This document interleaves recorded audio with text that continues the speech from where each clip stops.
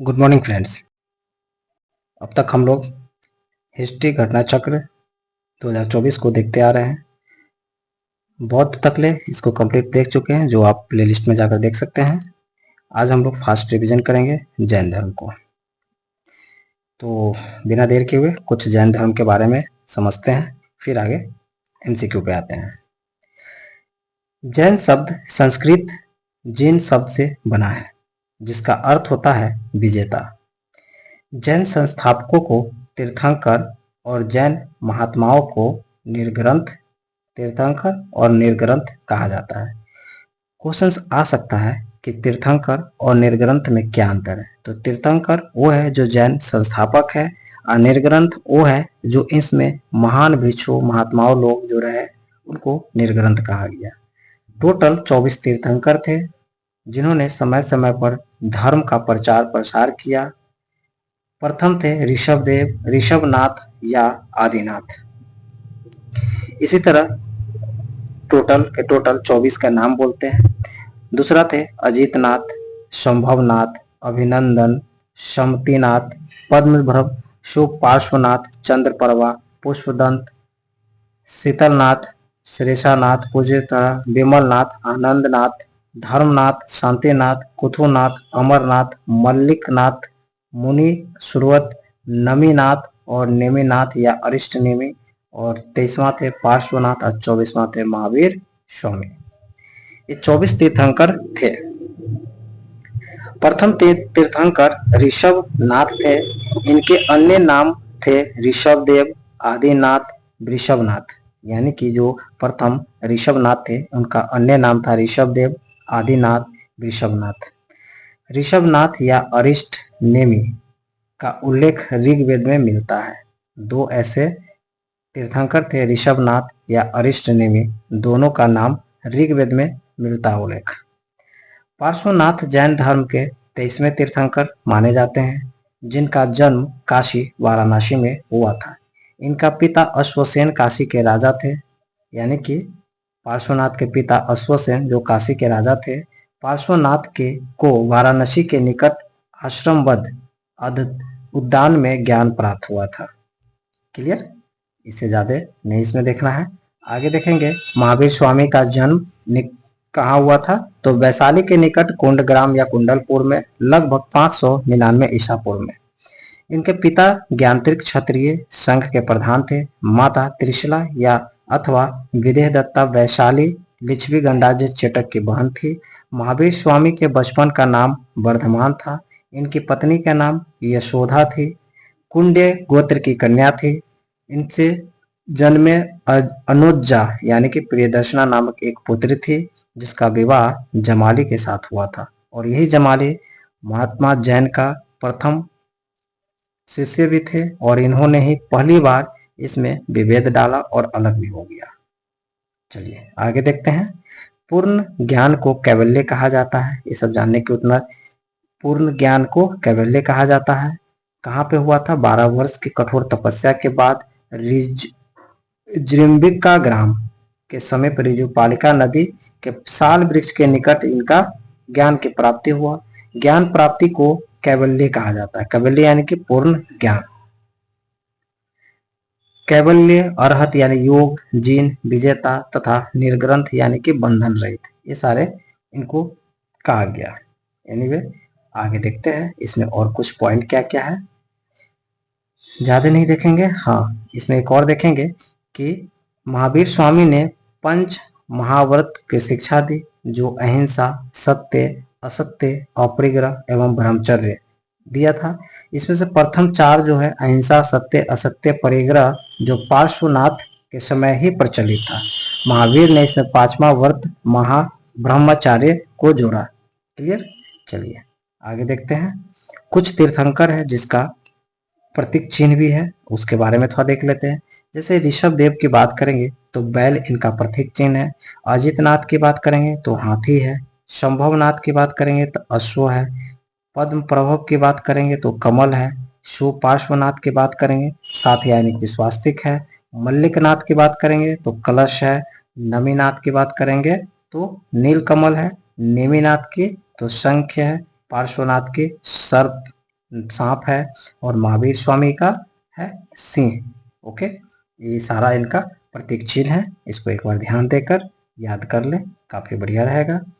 त्रिरत्न की बात संज्ञा भी देता है। त्रिरत्न के अनुसार इनका त्रिरत्न क्या है, तो सम्यक दर्शन, सम्यक ज्ञान और सम्यक आचरण चरित्र, इसको त्रिरत्न कहा गया है। ओके, आगे कुछ पॉइंट है, इसको देखते हैं, नहीं तो डायरेक्ट हम लोग एमसीक्यू पे जाएंगे। ओके, चलिए अब यहाँ देखते हैं जैन ग्रंथ रचनाकार है, उसके बारे में देखते हैं। कल्प सूत्र को कौन किया, तो भद्रबाहु। जैन ग्रंथ है कल्प सूत्र, जिसका रचनाकार भद्रबाहु। स्याद वांद मंजरी मल्लिक सेन का है। न्यायावतार की बात करेंगे तो सिद्ध सेन दिवावक्कर का है। न्यायदीप का धर्मभूषण का है। पंच विशक्त का पद्मननी का है। और परिष्टि परवन हेमचंद्र का है। द्रव संग्रह नेमीचंद्र का है। तत्वार्थ सूत्र उमा स्वामी का है। श्लोक वार्तिका विद्यानंद स्वामी का है। प्रवचन सार कुंद कुंद का है।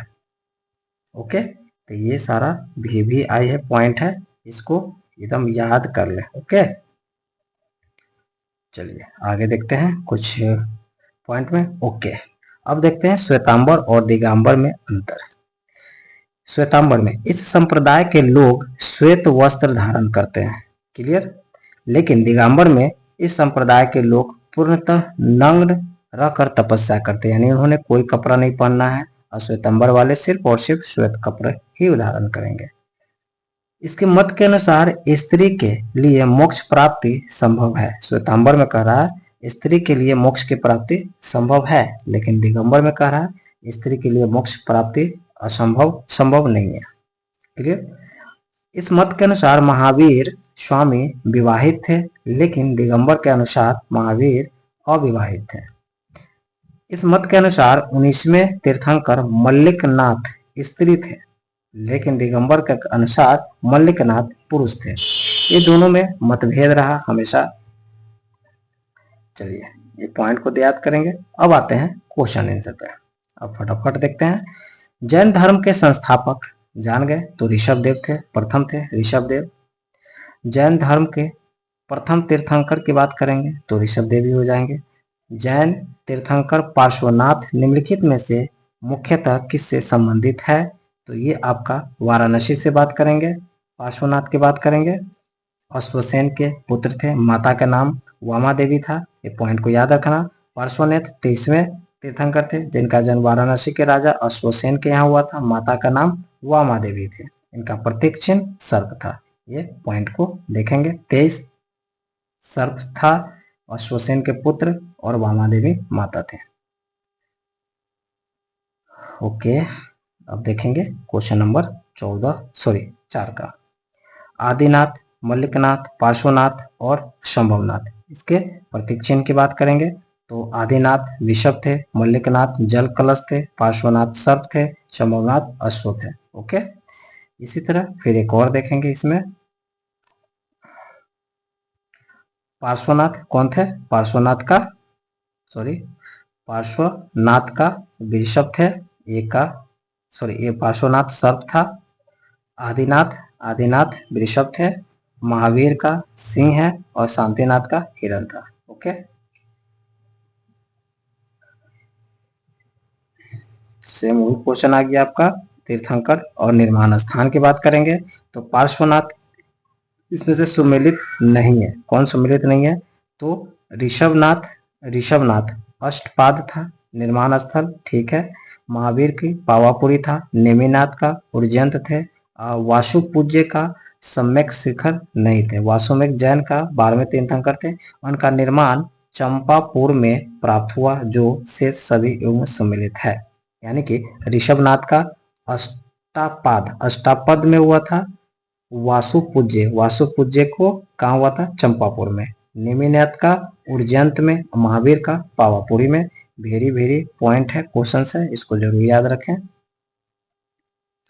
नेक्स्ट क्वेश्चन देखेंगे, स्थल है, संबंधित तीर्थंकर की बात करेंगे तो श्रावस्ती से संभवनाथ है, का कंदी से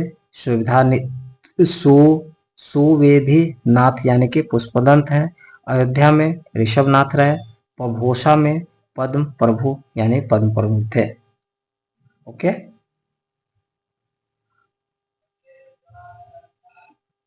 निम्नलिखित तीर्थंकरों पर विचार कीजिए तथा उनको सही कालक्रम के अनुसार सजाना है। ओके, तो अभिनंदन एक हो जाएगा, फिर उसके बाद पद्म प्रभु हो जाएगा, फिर उसको निर्मल नाथ हो जाएगा, फिर मुनुसुगत नाथ हो जाएगा, यानी कि ऑप्शन ए हो जाएगा। क्लियर। महावीर स्वामी का जन्म कहाँ हुआ था? कुंडग्राम में हुआ था, वैशाली में 599 के टाइम में हुआ था। बहुत अच्छा। कुंडलपुर जन्म स्थान किसका रहा? तो महावीर का था। जैन धर्म के प्रवर्तक महावीर जी का मोक्ष स्थान कहाँ रहा? मोक्ष स्थान की बात करेंगे तो ये पावापुरी में मोक्ष स्थान रहा। महावीर जैन की मृत्यु निम्नलिखित में से किस नगर में हुआ था? किस नगर में हुआ था? पावापुरी में हुआ था। वर्धमान महावीर के संबंध में क्या सही नहीं है? महावीर के संबंध में क्या सही नहीं है, इसके बारे में देखेंगे। तो 24वां एवं अंतिम तीर्थंकर माना जाता है, तो ये तो सही है। उनका माता लिच्छवी के राजा चेतक की बहन थी, ये भी सही है। उनका अपना जीवन काल में विवाह नहीं हुआ था, तो ये बिल्कुल गलत है। उन्होंने 527 ईसा पूर्व में पटना के नजदीक पावापुरी में देह त्याग कर दिया, बिल्कुल ये सही है। तीर्थंकर शब्द संबंधित है, किससे संबंधित है? जैन से संबंधित है। जैन तीर्थंकरों के क्रम में अंतिम कौन था? तो महावीर थे। निम्नलिखित में कौन जैन तीर्थंकर नहीं थे? तो इसमें कौन नहीं है? चंद्र प्रभु, नाथ मुनि, संभव, नेमी। तो भैया नाथ मुनि कोई था नहीं, नाथ मुनि जैन तीर्थंकर नहीं थे। विकल्प में दिए गए सब सभी तीर्थंकर थे, नेमी थे, नाथ मुनि नहीं। प्रभासगिरी जिनका तीर्थ स्थल था, प्रभासगिरी किसका तीर्थ स्थल था? तो ये जैन का तीर्थ स्थल था प्रभासगिरी। जैन धर्म में पूर्ण ज्ञान के लिए कैवल्य की बात करता है। महावीर स्वामी को किस नदी के तट पर ज्ञानोदय की प्राप्ति हुआ था? किस नदी में? तो ऋजुपालिका नदी के तट पर हुआ था। त्रिरत्न सिद्धांत सम्यक धारण, सम्यक चरित्र, सम्यक ज्ञान जिस धर्म की महिमा है वह जैन धर्म है। बहुत बढ़िया। त्रिरत्न या तीन रत्न जैसे सटीक ज्ञान, सटीक सच्ची आस्था और सटीक क्रिया निम्न के संबंधित है, जैन से ही है। कौन सा दर्शन त्रिरत्न की को मानता है? तो इसमें त्रिरत्न को मानने वाला अगर सीधा से बात कर रहे हैं तो इसमें जैन भी है, बौद्ध भी है। अनुव्रत सिद्धांत का प्रतिपादन किया था। अनुव्रत सिद्धांत का प्रतिपादन कौन किया था? तो जैन धर्म में। जैन धर्म में 5 महाव्रत था, जैसे कि अहिंसा, सत्य, ब्रह्मचर्य, असत्य, परिहर्य व्यवस्था की गई है। अहिंसा, सत्य, ब्रह्मचर्य, असत्य, अपरिग्रह की बात करती है। जैन धर्म में गृहस्थों के लिए 5 महाव्रतों अनुव्रत के रूप में व्यवहार हुआ था, क्योंकि संसार में रहते हुए महाव्रतों का पूर्ण पालन करना संभव नहीं था, इसलिए आंशिक रूप से अनुव्रत का पालन हेतु कहा गया है। 5 अनुव्रत क्या क्या है? तो अहिंसा, अहिंसानुव्रत, सत्यानुव्रत, असत्यानुव्रत, ब्रह्मचर्य अनुव्रत और अपरिहन अनुव्रत, ये 5 अनुव्रत की बात करता है। स्यादवाद सिद्धांत किससे है? तो जैन धर्म से स्यादवाद है, इसके बारे में थोड़ा देख लेते हैं। महावीर स्वामी ने 24वें तीर्थंकर थे। उन्होंने वेदों की अपौरुषेयता स्वीकार करने से इनकार कर दिया, धार्मिक सामाजिक रूढ़ियों एवं पाखंडों का विरोध किया। उन्होंने आत्मवादियों एवं नासत्यों के एकांतिक मतों को छोड़कर बीच का मार्ग अपनाया, जिसे स्यादवाद कहा गया। स्यादवाद को सप्तभंगनीय के नाम से भी जाना जाता है। यह ज्ञान की सापेक्ष का सिद्धांत है। स्यादवाद का संबंध जैन धर्म से है। निम्नलिखित में से कौन सा एक सिद्धांत जैन धर्म से संबंधित है? अगर इसको देखते हैं तो अनेकतावाद, अनेकांतवाद की बात करेंगे और दूसरा स्यादवाद की बात करेंगे। ये शून्यवाद, सरस्त्यवाद ये बौद्ध से संबंधित है।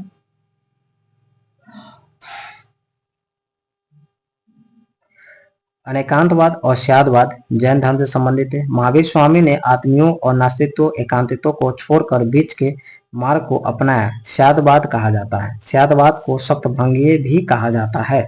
सप्तभंगीय यह ज्ञान की सापेक्षता का सिद्धांत है। स्यादवाद जैन धर्म के प्रमाण शास्त्र से संबंधित अवधारणा को अनेकवाद जैन दर्शन के शोधित संबंधित धारणा है। शून्यवाद तथा सर्वस्व बौद्ध धर्म से संबंधित है। जैन दर्शन के अनुसार सृष्टि की रचना एवं पालन पोषण क्या है? तो ये होगा सार्वभौमिक विधान से हुआ है। सार्वभौमिक विधान से हुआ है। सार्वभौमिक विधान से हुआ है। अनेकांतवाद इस निम्नलिखित में से किसका क्रोध सिद्धांत है? तो ये आपका जैन धर्म है। अनेकांतवाद जैन धर्म का क्रोध सिद्धांत एवं दर्शन है। जैन दर्शन के तत्व शास्त्र से संबंधित है। अनेकांतवाद जैन दर्शन के संबंध में निम्नलिखित में से कथनों पर विचार करना है। उनसे कौन से कथन सही है? जैन दर्शन दो मुख्य सिद्धांत के इर्द गिर्द घूमता है, अर्थात अनेकांत और स्यादवाद। बिल्कुल सही। अनेकांत के अनुसार प्रत्येक प्राणी में कई गुण होते हैं। अनेकांतवाद के अनुसार प्रत्येक प्राणी में कई गुण होते हैं, वह अस्थायी गुण जो किसी वस्तु की प्रकृति का निर्माण करता है। तो यानी कि आपका ये भी सही है। निम्नलिखित में से कौन सा धर्म विश्व विनाशकारी प्रलय की अवधारणा में विश्वास नहीं करता है? तो जैन धर्म नहीं करता है। जैन धर्म का आधारभूत बिंदु है क्या है? तो अहिंसा है। यापनीय किसका एक संप्रदाय है? यापनीय किसका संप्रदाय है? तो जैन धर्म का संप्रदाय है। यापनीय जैन धर्म का संप्रदाय था जिसकी उत्पत्ति यद्यपि दिगंबर संप्रदाय से हुई थी, तथापि यह संप्रदाय कतिपय श्वेतांबर मान्यताओं का भी पालन करता है। भारत की धार्मिक प्रथाओं के दर्शन में स्थानकवासी संप्रदाय का संबंध किससे? स्थानकवासी तो जैन से है। स्थानकवासी श्वेतांबर जैनों का एक संप्रदाय है।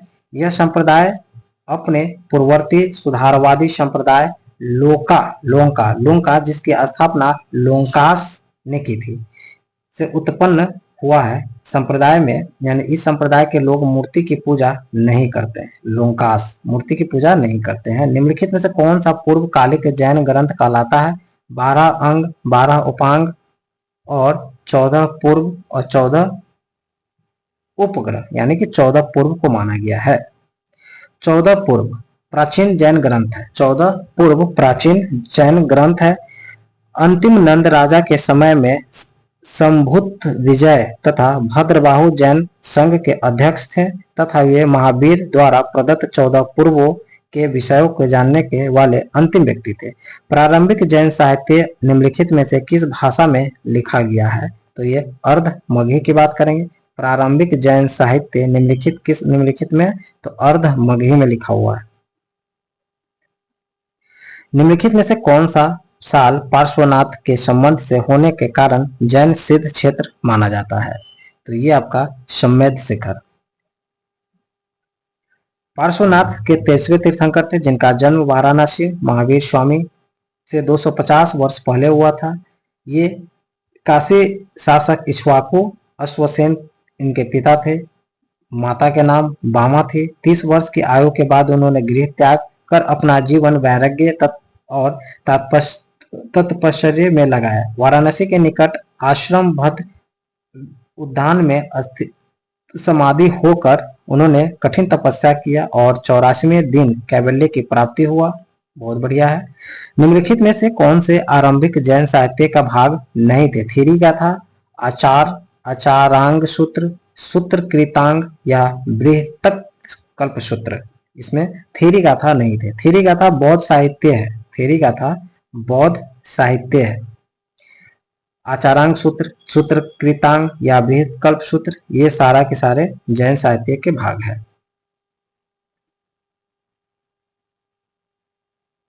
जैन संप्रदाय में प्रथम विभाजन के समय श्वेतांबर संप्रदाय के संस्थापक कौन थे? तो स्थूलभद्र थे। याद रखना है। भगवान महावीर का प्रथम शिष्य कौन थे? तो जमाली, जो उनका दामाद भी थे। महावीर की प्रथम अनुयायी कहेंगे तो जमाली। किस जैन सभा में अंतिम रूप से श्वेतांबर आगम का संपादन हुआ? तो ये पाटलिपुत्र में हुआ था। चंद्रगुप्त मौर्य के शासनकाल में पाटलिपुत्र में प्रथम जैन संगति आयोजित किया गया, जिसमें श्वेतांबर आगम का संप्रदाय किया गया। चूंकि प्राचीन जैन शास्त्र नष्ट हो गए थे, अतः उन्हें पुनः एकत्र करने के लिए चतुर्थ शताब्दी ईसा पूर्व में इस प्रथम के जैन महासभा का आयोजन किया गया था तथा भद्रबाहु अनुयायियों को में भाग नहीं लिया था। निम्नलिखित में से किस स्थान पर प्रथम जैन परिषद का आयोजन हुआ था? किस स्थान पर प्रथम जैन परिषद का आयोजन हुआ था? पाटलिपुत्र में हुआ था जैन प्रथम का। जैन साहित्य से संबंधित निम्नलिखित कथनों को पढ़िए तथा सटीक विकल्प को चुनिए। श्वेतांबर धर्म सूत्र में 12 अंग शामिल थे। श्वेतांबर परंपरा में के अनुसार इन अंगों का संकल्प बल्लवी में आयोजित एक धर्म सभा में किया गया था। तो ये आपका गलत है, यानी कि डी नंबर सही है, 1 सही है, 2 गलत है। श्वेतांबर मंथन का प्रथम जैन संगति 310 ईसा पूर्व में पाटलिपुत्र में था। 12 अंगों में संकलन किया गया था। दिगंबर का मानना था कि महावीर की शिक्षाएं या 12 अंगों का ज्ञान लुप्त हो चुका है। उन्होंने इस सभा में भाग नहीं लिया था। अतः 1 सत्य तथा 2 असत्य की बात करते हैं। निम्नलिखित कथनों पर विचार करना है। वर्धमान महावीर की माता लिच्छवी के मुख्य चेटक की पुत्री थी। अगर यहाँ बात करेंगे तो पुत्री नहीं थी, यहाँ पे बहन थी। ओके। गौतम बुद्ध की माता कोलिय राजवंश की राजकुमारी थी। गौतम की माता की बात करेंगे, कोलिय राजवंश की माता थी। 23वें तीर्थंकर पार्श्वनाथ बनारस से संबंधित थे। बिल्कुल सही है। तो आपका 2 और 3 सही है।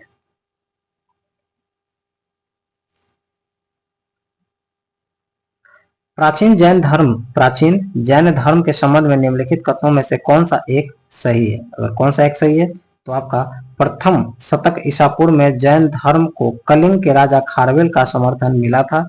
बहुत अच्छी बात है, बिल्कुल मिला था। निम्नलिखित में से कौन सा कथन जैन सिद्धांतों के अनुरूप है? नीचे दिए गए कुछ को सही उत्तर चुनना है। डी है, 1 2 3 सही, सभी को देखना है। कर्म को विनष्ट करने का सुनिश्चित मार्ग तत्पश्चर्य है। प्रत्येक वस्तु में, चाहे वह सूक्ष्म कण हो, आत्मा होती है। बिल्कुल, कर्म आत्मा का विनाशक है और अवश्य इसका अंत करना चाहिए। बिल्कुल सही, इसके तीनों के तीनों सही होगा।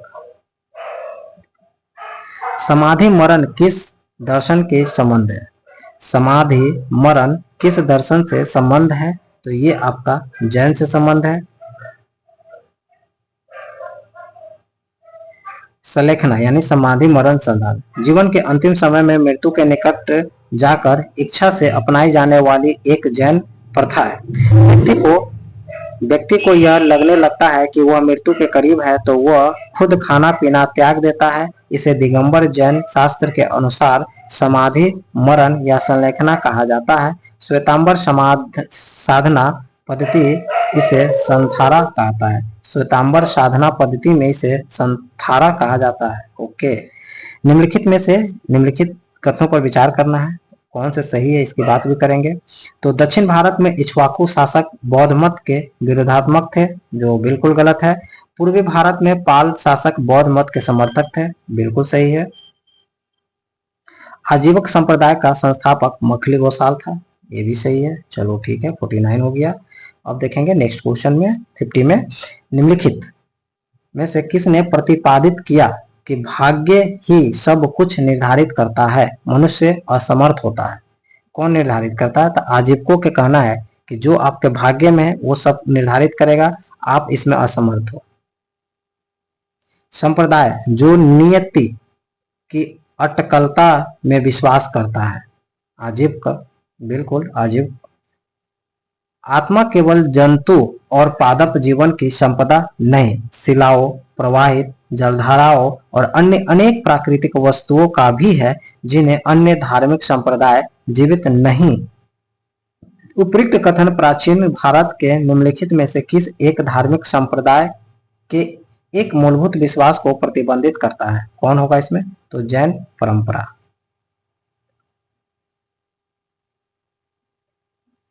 चलिए, लकुलिश किसका संबंध सिद्धांत था? तो पाशुपत का। नागार्जुन शून्यवाद का। भद्रबाहु जैन का। मखली गोसाल आजीवक का। बराबर की गुफाओं का उपयोग किसने आश्रय गृह के रूप में किया? आजीवकों के लिए किया था। बराबर की गुफाओं में आजीवकों के लिए किया था। उत्तर प्रदेश में बौद्ध एवं जैन दोनों के प्रसिद्ध तीर्थ स्थल है। कहाँ पे है? तो ये कौशाम्बी होगा। कौशाम्बी के बारे में देख सकते हैं कि प्रयागराज इलाहाबाद दक्षिण पश्चिम में लगभग 55 किलोमीटर मील की दूरी पर कोसम नामक स्थान पर प्राचीन काल कौशाम्बी था। वैदिक एवं जैन साहित्य के अनेक कौशाम्बिक उल्लेख हुआ।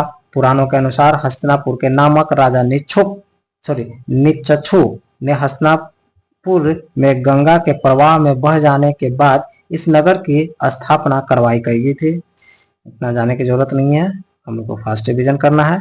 निम्नलिखित में से कौन सा कथन सही नहीं है? निम्नलिखित में से कौन सा कथन सही नहीं है? श्रवणबेलगोला में स्थित गोमतेश्वर की प्रतिमा जैनियों के अंतिम तीर्थंकर को दर्शाती है, जो बिल्कुल गलत है। अंतिम बात बोल दिया। भारत का सबसे बड़ा बौद्ध मठ अरुणाचल प्रदेश में है, बिल्कुल सही है। खजुराहो के मंदिर चंदेल राजाओं द्वारा बनाया गया था, बिल्कुल सही है। होयसल क्या है? होयसलेश्वर मंदिर शिव को समर्पित है, ये भी सही है। इसमें से कौन से कथन सही नहीं है? तो आपका ऑप्शन नंबर ए सही नहीं है। श्रवणबेलगोला में गोमतेश्वर की विशाल प्रतिमा किसने स्थापित करवाई थी? तो चामुंड राय ने करवाया था। महान धार्मिक घटना महामस्तकाभिषेक निम्नलिखित में किससे संबंधित है और किसके लिए जानी जाती है? तो ये बाहुबली के लिए जानी जाती है। महामस्तकाभिषेक जैन धर्म का एक महत्वपूर्ण उत्सव है जो 12 वर्ष के अंतराल पर कर्नाटक राज्य के श्रवणबेलगोला में आयोजित किया जाता है। यहाँ पर भगवान संत गोमतेश्वर बाहुबली की 18 मीटर ऊंची मूर्ति लगाई गई है। एनीवे, तो अब हम लोग कंप्लीट जैन बुद्ध भी कर लिए, जैन भी कर लिए। अब नेक्स्ट टाइम पढ़ेंगे शैव तथा भागवत धर्म के बारे में। तब तक के लिए धन्यवाद। Thank you.